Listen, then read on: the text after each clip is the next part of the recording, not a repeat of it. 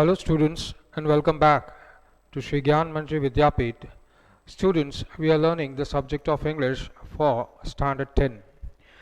Students, up till now we have completed the understanding of chapter number 1, A Letter to God, written by G.L. Fuentes. We understood the complete chapter, explanation of it has been completed. From today we start with chapter number 2. Chapter number 2 of the book First Flight, that is the main textbook for Standard 10 English Medium. This is the first lecture for chapter number 2. Name of the chapter is, it's authored by Nelson Mandela. Actually, it's the some of the bits and chunks and parts have been taken from various sections from the autobiography written by Nelson Mandela. Nelson Mandela is a great figure, internationally renowned personality in the field of politics, you can say in the field of revolution. He is the key personality in encouraging the people of South Africa to become independent. He was known as a fierce fundamentalist, and he is the key personality in getting the country of South Africa freedom from the white rule, right? So chapter number 2, name of the chapter, Nelson Mandela, Long Walk to Freedom. Now we should remember the first thing over here. After 300 years of white rule, the country of South Africa became free from the rule of the white people, and Nelson Mandela went on to become the first ever black president of South Africa. That is why it is said long walk to freedom. It took 300 years to free the land from its subjugators, that is the white people. Now, before we even start with the chapter, even the first word of the chapter, we should certainly know the background. I'd like to reiterate over here that whenever we start with a new chapter, whenever we start with a new reading, even if that is a novel, we should first understand the background, and for that it is very, very necessary to understand the background of the author. Now, we're talking about Nelson Mandela. Nelson Mandela belongs to the country of South Africa. Where is South Africa situated? It is situated at the southern tip of the African continent. African continent is just below European continent. Then the African continent starts. It starts with the Sahara Desert, which is the largest desert, hot desert in the world, and it's part of the African continent. We come down from there, the northern side of Africa, till the tip of the African continent. At the tip of African continent is a very small country tucked over there known as South Africa. Now, first thing we should understand is, hundreds and hundreds of years ago, the European people, they needed lots of necessary things, but they were living in the temperate zone, in the colder parts of the world. Hence, lots of things did not grow over there. They just didn't get those basic necessities in order to live. So, they had to venture outside to buy those things. So, we know most of the cotton, spices, silk, etc. was available in Asia, India. So, the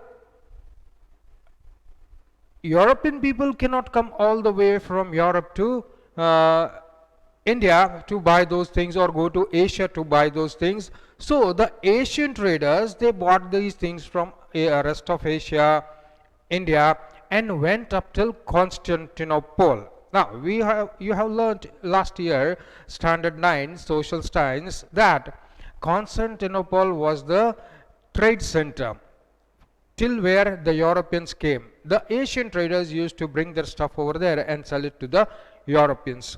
Yes, so the Europeans did not have to come further than Constantinople. Now, Constantinople got captured by the Muslim ruler and they stopped it as they stopped Constantinople as a business center or a business hub or a trading center. So what happened is Europe was bereaved. It did not get all the necessary supplies of cotton, silk, textile, spices, all those things, which is very, very essential. It is their day-to-day use, right? So they had to find alternate routes to India and Asia. That is your chapter number 1, Social Science, Standard 9, where they started finding out the rulers of Spain, England, Portuguese. They encouraged their sailors and captains to take their ships, help them with ships to come and find out the sea route to India, because that land route of Constantinople was blocked. They had no other alternative, so they started with their ships. Each one set out differently because nobody knew what was the sea route to India. One of that team came up till the tip of South African continent, that is South Africa, Cape of Good Hope, from where many sailors they set out for Mozambique and then on to India, that is the western coast of India, that is Kerala. So we know Vasco da Gama was the first one to reach India. Same way, Columbus, etc., they set out on another path, found out the continent of America. Same way, several other sailors, captains, they set out to find the sea route to India. Now we should remember there were lots of countries of Europe trying to find out a sea route to India.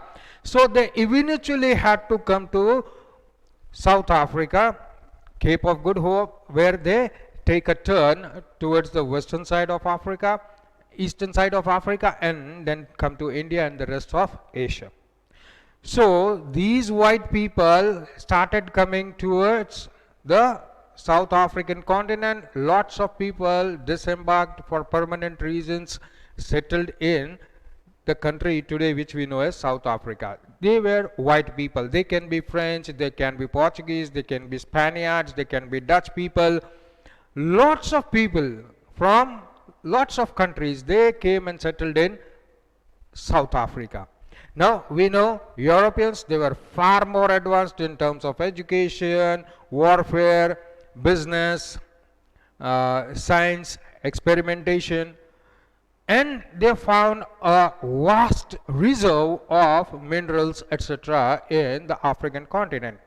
So they settled over here, and basically the population living over there was the African people, tribe people, illiterate people, living in savage-like condition.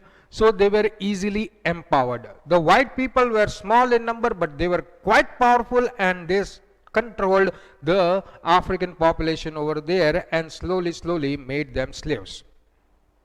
This is the history of South Africa, or many of the African countries. We are basically talking about South Africa. This is how the white people came in power, and they considered themselves supreme, superior, and they started regarding the black people or the people with very dark skin, that is the black people, as quite inferior.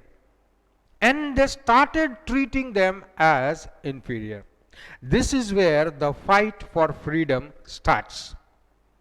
We are all equal on the earth, whether we belong to any caste, creed, religion, skin color, whatever.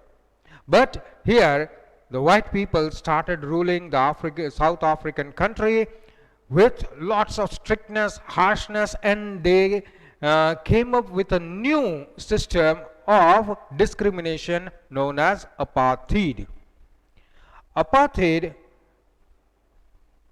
the African people right from the beginning, they started fighting against apartheid, the way they were discriminated, and The white people, though very small in number, afterwards they grew. But again, compared to the African population, the native population, they were quite small in number. But they were very powerful, very rich, and that is why they were able to keep control over that country for 300 years.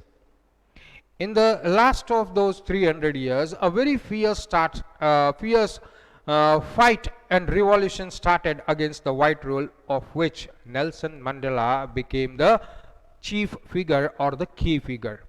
And he led the people of South Africa towards freedom. He ended the white rule and became the first black president of South Africa.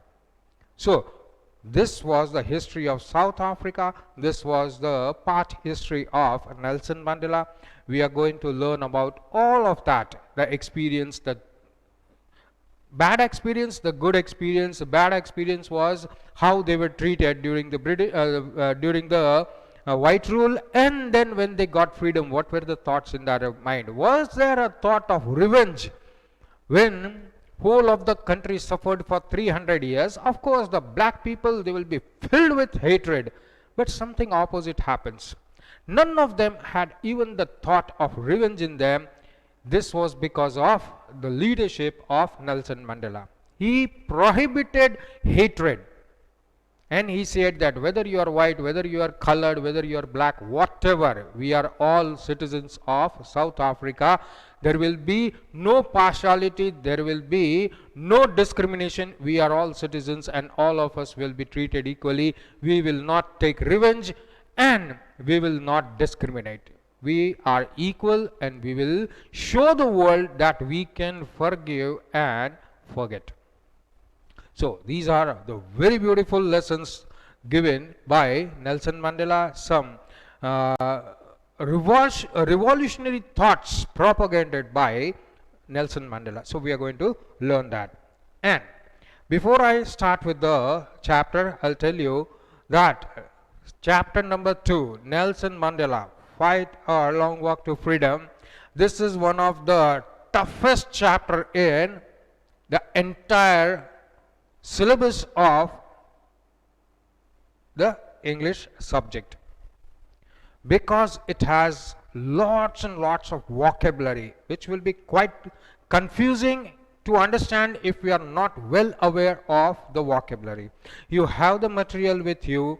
Most of the vocabulary, that means the new words, are underlined, some of them are bold, many of them meanings are given, but you will have to very attentively listen to the videos, note down on rough page so that you are well aware with the meaning. Later on you can copy it in the material or wherever that word is, right, for your convenience, so that next time you read you do not get confused, you are well aware of the vocabulary.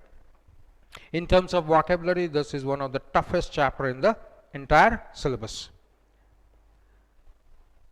About the author. Now, being an autobiography, the author is himself writing about his own life. That makes it autobiography. If somebody else writes about the author or the person, his life, complete life story, then it becomes a biography because somebody else has written about his life story. But here the person himself is writing about his own life story. That makes it an autobiography. Now, bits and pieces have been taken from the complete autobiography. So, you will have different paragraphs related to different pages of the autobiography. So, about the author. Complete name of Nelson Mandela is Nelson Rolihlahla Mandela. He was born on 18th of July 1918 and he died on 5th of December 2013. He was a South African anti-apartheid revolutionary. Now, the vocabulary has already been underlined so that you automatically focus on those words which are quite difficult. You don't have to find it. Yes, so when you are reading a paragraph, many of the words will be underlined which are difficult to understand if we do not know the clear meaning of that, right? Many of the meanings have been given at the end of the text.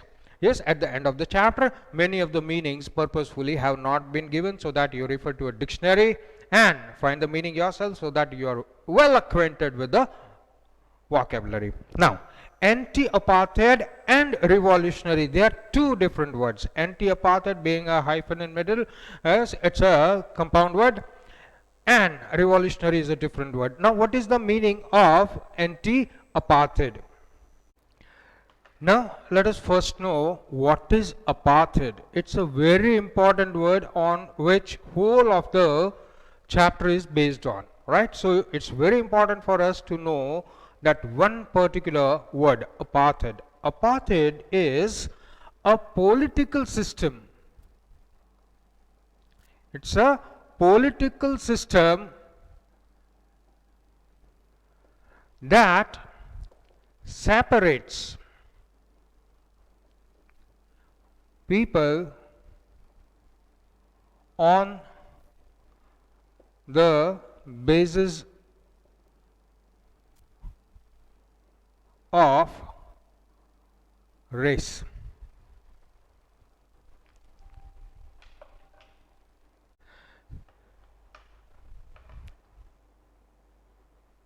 Apartheid, it's a political system that separates people on the basis of race or according to their race.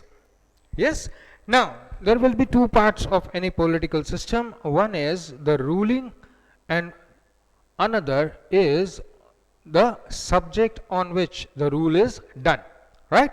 So, it's a political system. That means you must be in power to execute or to follow and maintain that system. So, whichever political party is in place, it will be very powerful and it will be subjecting the other race to discrimination, or it will be separating people on the basis of race. Now we know white people one race, black people another race. So it is basically racism, but racism is used, that word is used, it's a discriminating word, but that is used mainly in Europe and America, etc. Right?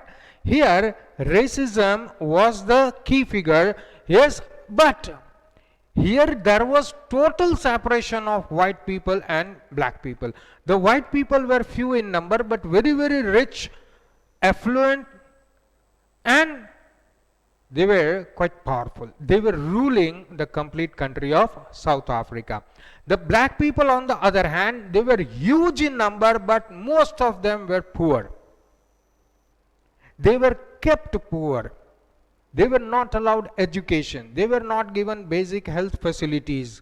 All the facilities, complete facilities were given to the white people and their families, but the black people, they were deprived of even the basic rights. They were not even considered human. For example, there are separate buses for white people, separate buses for black people. If there was a single bus which carried both the black people and the white people, the seats, arrangement of the seat was such way that the white people got the seats in the front of the bus and the rest of the bus was for the black people, right? White person can sit anywhere in the bus where he wants, but a black person cannot occupy the seat reserved for white people. Gardens, restaurants, hotels, everywhere black people were not allowed. Trains, in train also similar way, reservations were there for white people. The black people were bundled up in the local coach, yes, and they were not allowed to travel where the white people were traveling. Everywhere they were discriminated, they were humiliated, they were insulted. So whole of the word apartheid, it's a political system. Schools for white people were different, schools for black people were different, and there also some affluent black people may get admission. Rest of the people, black people, they did not get education. Hospitals were different for white people. Medical treatment for black people was quite separate. Even in town area usually the white people lived, the black people had to live in slum areas, in quite unhygienic and unhealthy condition and situation. So this is the overall picture. When we say apartheid, it's a political system set so that there is a vast difference between the treatment of the white people and the black people, a political system that separates people on the basis of race.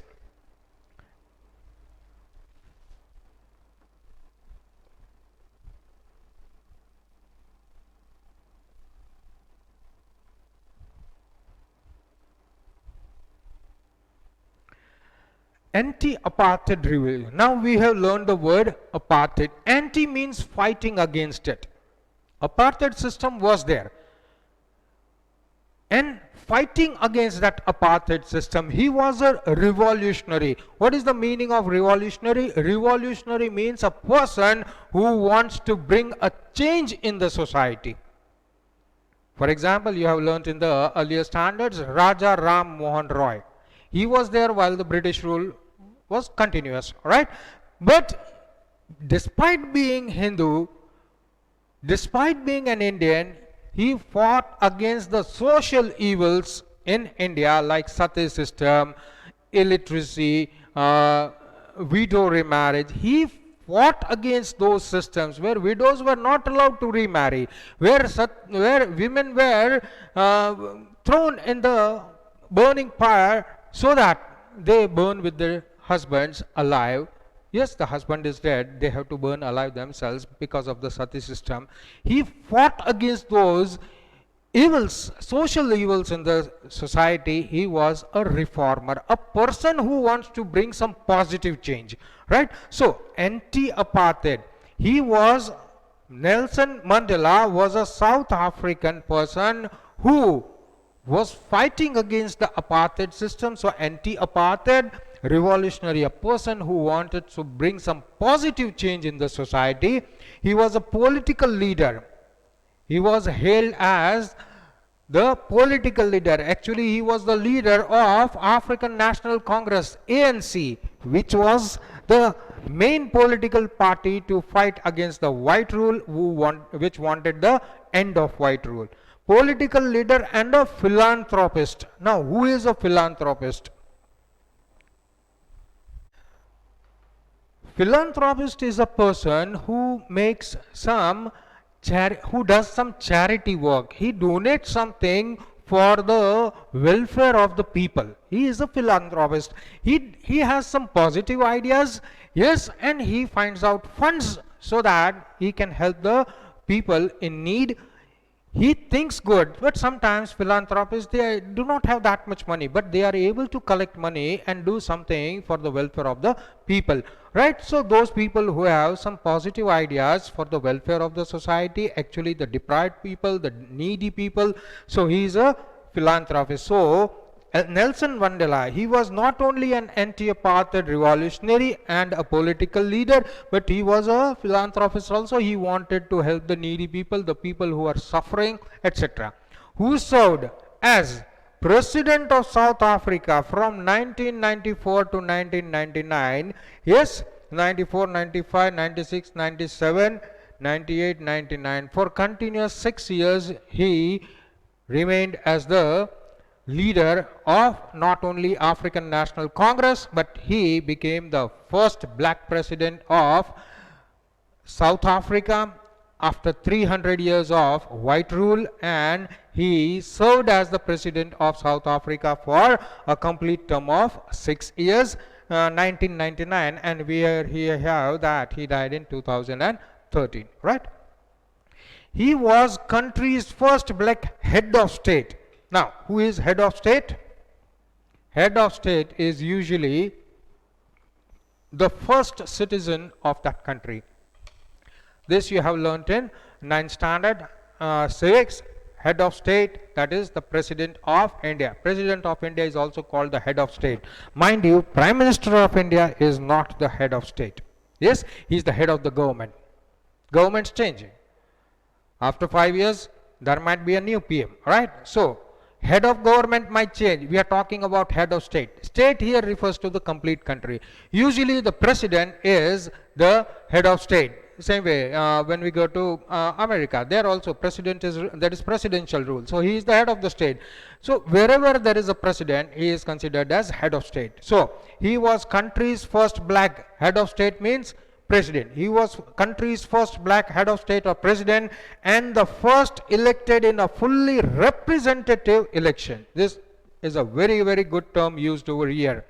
And the first elected. Now earlier also, now the whole of the world was very irritated with the system that was prevalent in South Africa, because there was clear-cut discrimination between the white people and the black people. The white people, they considered themselves superior. That's okay, but they treated the black people as inferiors, and they did not give equality, and the white people all over the world had to suffer insult because of the rule that the white people were doing in South Africa. So many of the white countries with major white population, they also did not like the way South Africa was ruled. Yes, but you cannot meddle or interfere into the political conditions of another country, so nobody could do much. Elections were there before Nelson Mandela came to power, but we know white people, they were ruling and they were in power. So whenever the elections were there, yes, very few black rich people, affluent people, they were allowed to vote. So again and again the white people or the black people, simple common people, they were not allowed to vote. So what happens is, white people, they only took part in the election and they elected white people as their representatives. So the government formed was only of white people. Right? So what happens? Whites were always in majority in the government, and they looked after their interest, and they did not take care of the black people. So elections were there, but proper representation was not there. Hardly one or two black people might be nominated, but that did not make any difference. This was the first time complete, fair and good elections were held, in which black people were also given equal opportunities to contest the election. They won and came to power. So there was a mixture of white people and black people in the government. So white people were also represented, black people were also represented. So it was a fully representative elections, that is complete democratic elections were held. This was the first time in 300 years that a democratic elections were held, where anyone above a certain age and certain qualification is eligible to stand up in the election and fight the election. So for the first time such an event happened, and blacks and whites, both of them were elected and they were set up in the government.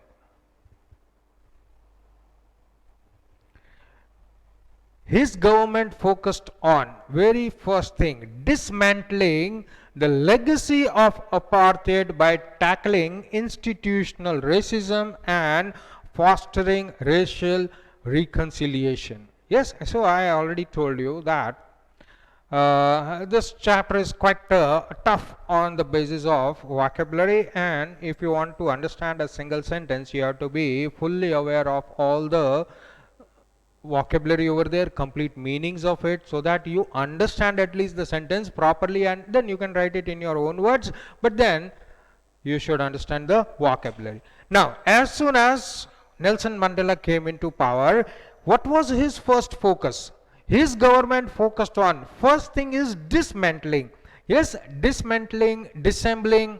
Yes, बचपन से करते आ रहे हो, कोई भी खिलौना मिलता है, टॉय मिलता है, yes, it is always upside down for the boys, girls nowadays also, right? And you dismantle it, screw खोल के देखते हो अंदर का mechanism कैसा है. So that is dismantling. And then assembling. So we are talking about the opposite, dismantling, breaking up.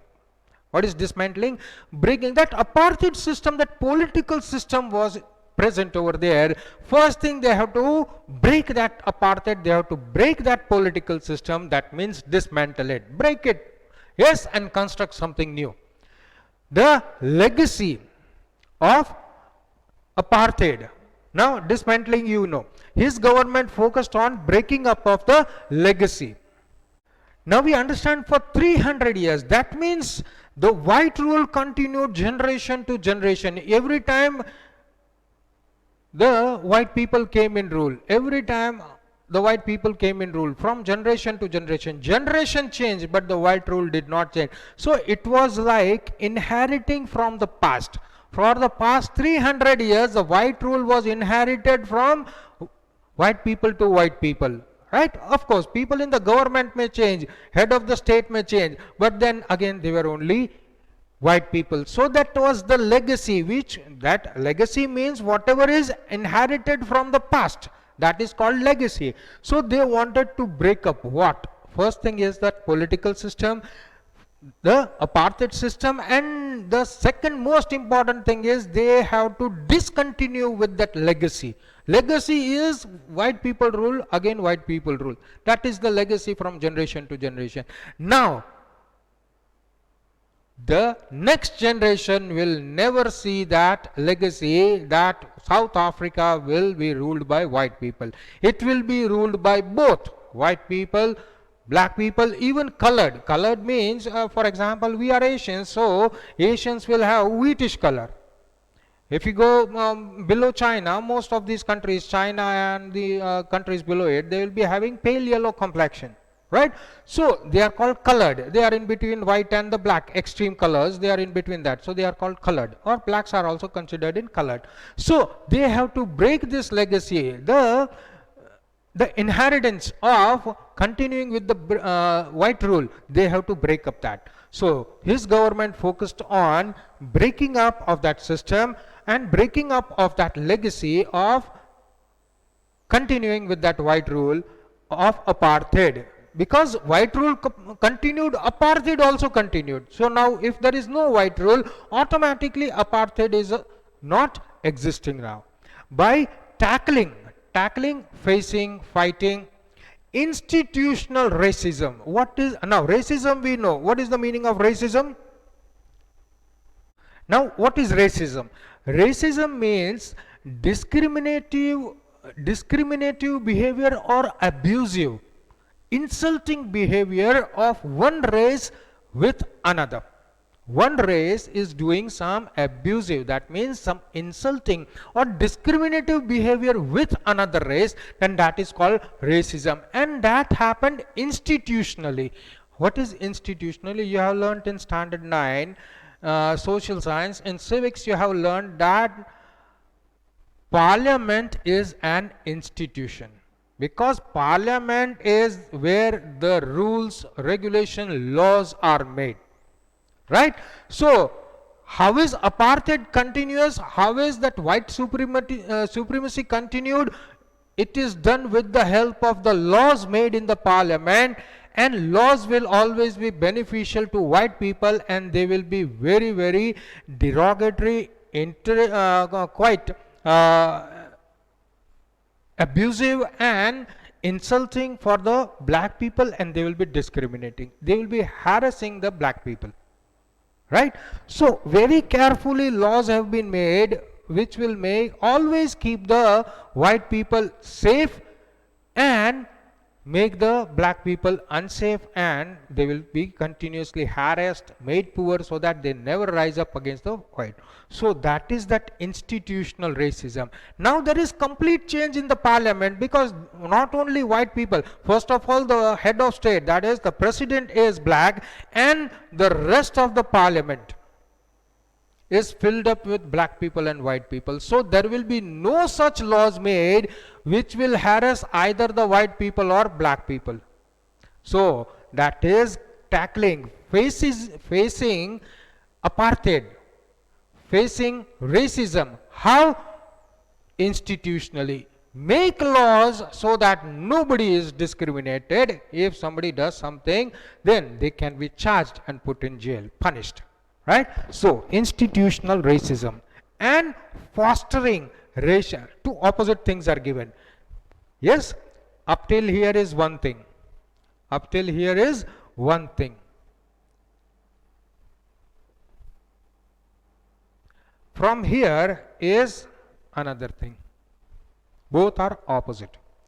Fostering, taking care, responsible. For example, we have foster parents, foster children. Yes, parents who have taken a child, adopted a child, they become the foster parents of that child.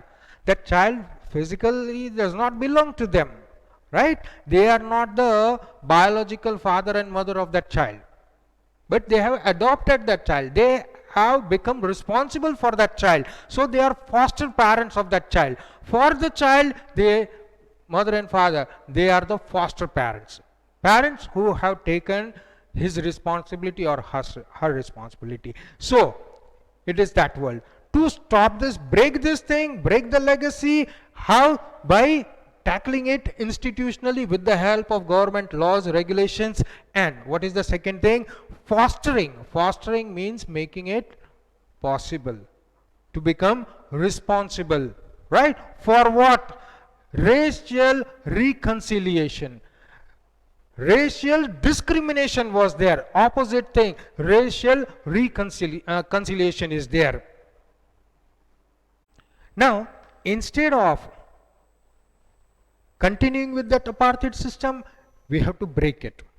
Legacy has to be broken. How?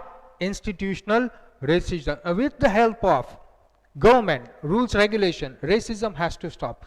If it has to stop, something has to start. What is that? Fostering, adopting, taking care of, being responsible for racial reconciliation. Reconciliation means re-establishment of some cordial relationship, some good relationship, mutual and good relationship, establishing good faith in each other. The blacks, they will not take revenge on the whites. Same way, white people will never be in fear that the black people will revenge them. Yes, or they will harm them. A white person is going down the street, yes, and the black people are filled with revenge. After the Nelson Mandela government came into force, never an instance has happened that a white person was attacked by a mob and he was killed by the mob or killed by the black people to take the revenge. So that is exactly the meaning. Mutual friendly relations have to be established. So opposite thing has to be started, to foster, to adopt racial reconciliation, to be good with each other, right? To establish amicable relationship, a lovable relationship, so that both the races can exist peacefully in that same country without any riots, without any fight, without any discrimination, without any apartheid system in force, right? That is the meaning. Ideologically, an African nationalist and a socialist. Again, we are talking about Nelson Mandela. So, ideologically, what were his ideals? He did not want to become a leader. People made him a leader because of the ideals that he followed, because of the way he fought with the white rule. So ideologically, he was an African nationalist. Who is a nationalist? Nationalist is a person who loves his country and fights for his country. He is a nationalist. One who loves his country is patriotic. We are both, you, me, we are all patriotic. We love our country. We are ready to do anything for our country, right? But a nationalist, he takes up a fight for the country, right? So he's a national. So he was ideologically an African nationalist, one who does something for his country, and he was a socialist, a person who is also aware that I have to work as a reformist, one who wants to bring some positive change in the society, one who wants to turn the society into something new. He served as the president of, before he became the president of India, he was already the head of the biggest political party, biggest black political party. After that, white people also joined them. Yes, but he was the president. He was made the president of the largest political party of South Africa, that is African National Congress, or ANC, abbreviated ANC party, from 1991 to till he was in power as the president of South Africa. So from 1991 to 1997 he was the president of African National Congress, that is ANC. Now one more thing is to be added over here, that why did the people of South Africa hail Nelson Mandela as their leader? It is because a vast major chunk of his life Nelson Mandela had to spend in prison. The white rule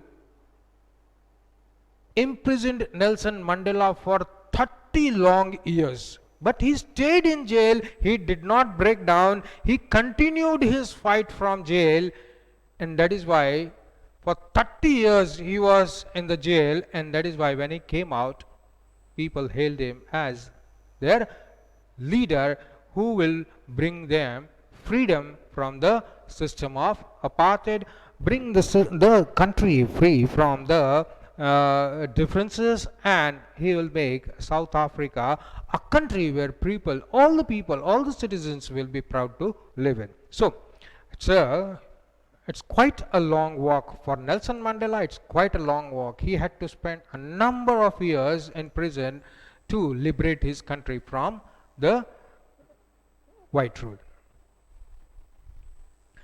This unit, that means this chapter, this complete chapter, it is an extract. Now extract has been underlined. Extract means a part taken from the whole. The complete biography, thick fat book, is not given to you.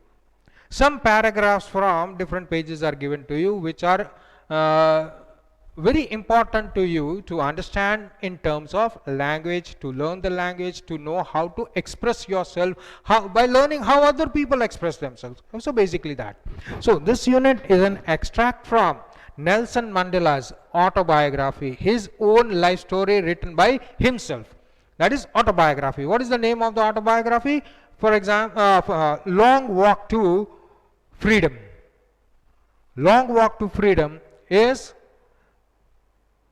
the name of the autobiography written by Nelson Rolihlahla Mandela, right? So same way we have most of the great men writing their life story, because people want to know, yes, how they became great men, no, what they did to become great men, what were the thoughts, how did they think. So when these great people write about their own life story, we learn a lot of things from there, right? For example, Gandhiji, yes, experiments with truth, right? So these are the ways they have expressed themselves over here. Same way we know Dr. APJ Abdul Kalam, who was also one of the president of India.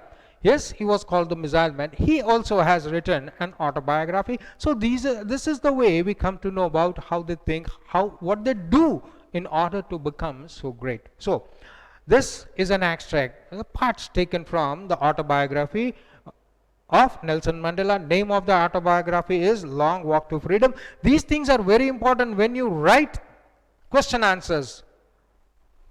आपका 2.5 lines are occupied by these things. So the examiner comes to know, yes, this person knows from where this question has been taken, who was the author, uska kaun sa book mein se liya hua hai. So this is all important to you. In 1994, first democratic elections were held in South Africa. We already discussed this, yes, in this lecture, that until now elections were held, but that the results of those elections, the way they are conducted, the people who were given the rights to vote, only white people will again come into rule. So you cannot call it, elections are there, that means they are democratic elections. Yes, in only democracy such thing happens. So to show the world that we are democratic, many countries in the world follow this system. Yes, pistol rakhe ya kaise bhi, forcefully they again come to power. But actually it is not democracy in real sense, right? So Until now, elections were held, but that again made the white rule possible, right? The blacks were again wherever they were. Yes, their situation did not change. So, for the first time in 1994, that is why the first democratic elections were held. That means everybody was given rights to vote, and anybody can stand up, white, black, colored, belonging to any religion, caste, creeds, whatever gender, right? No discrimination. Everybody can take part in the election as a candidate and a voter, right? That is the meaning. First time this thing happened. Mandela's party, African National Congress, ANC, they won the elections in huge number. We have to remember over there that for 300 years white people were ruling. That means now they were also growing in, not only in the terms of power, money, but they also grew in population. Lots of population, right? But considering the whole of the country, they were not that much in number, but then also sizable number. So, African National Congress won the majority of the seats, won the elections, and Mandela was sworn in. Sworn in goes together. Mistake over here. Yes, it is sworn in. Both of these words go together. Sworn in. Yes, sworn in as the first black president on which day? 10th of May, year 1994. Now, everywhere it happens, when the president is elected, he takes the oath. Yes, that being the president, he will take care of the country, whatever the oath says. Same way, when the prime minister becomes the head of the government, he also takes an oath. Basically, that taking oath is called swearing in, where he swears, where he promises, where he takes an oath, where he takes a pledge that he will work for the country. That is called swearing in, as the first black president. And that is why black with B capital, right? Because this is for the first time in 300 years that a black person has become the president. That is why black president. Until now, that means the only white president was there. Only a person from the white community became the president. He was the first black president. He became the president. That swearing in ceremony was done on 10th of May 1994. On the occasion of inauguration ceremony, Nelson Mandela expresses his views on freedom and its importance. So whenever an oath-taking ceremony is there, whenever there is a pledge-taking ceremony, whenever that swearing in is there, after that ceremony, usually the person who has just taken the oath gives his first official speech, right?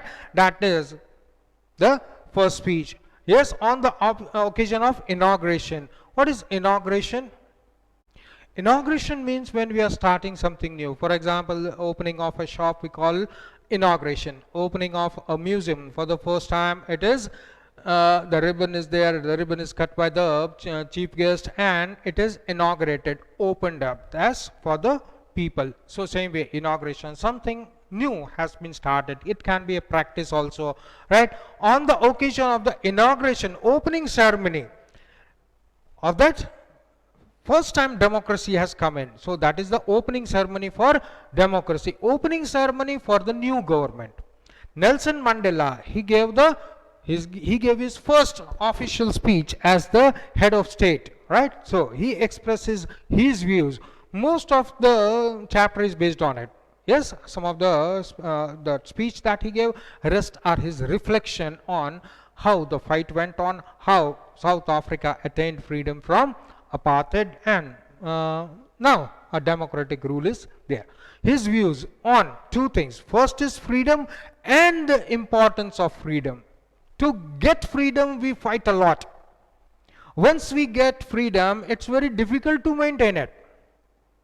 For the last 70 years, we have been maintaining the freedom that we achieved from the British rule. Now it is a prime responsibility to see that no other foreign nation again empowers us and makes us slaves, right? So getting freedom is one thing, but it has its own importance, and some ideals, some views are there to keep up that, to maintain the freedom that we have. Yes, so he expresses two things. First, his views on freedom and the importance of the freedom that we have, because importance grows further. Now everybody has a ray of hope. The black people, those who did, those who are deprived of everything, yes, whether that is education, whether that is job in government places, job in private companies, everywhere discrimination was happening, everywhere there is going to be a change. So what is the importance of the freedom that we got? Here he recalls the history of South African struggle and the past days of his own struggleful life. In his opening speech, he tells the people, that means the people who are sitting in front of him, and whole of the world is watching on television also. Yes, millions and millions of people all over the world are watching, because they have been experiencing, they have been watching this country from outside, and they knew something was wrong with it. It's not good that is happening. The apartheid system is not good, and now a change has happened. So not only the people present during the opening ceremony, the oath taking ceremony, the swearing in ceremony, but the people on television, radio, all of them are watching and listening. So he gives a brief about the history of South African struggle to get this freedom and the past days of his own struggleful life. Remember, he spent a lot of time of his life, 30 complete years in jail. So he tells us about the struggles that he has during the prison times, before that, the struggle to give freedom not only to himself but all the brotherhood, that is all the people of South Africa. With this we come to an end to today's lecture. Thank you, students.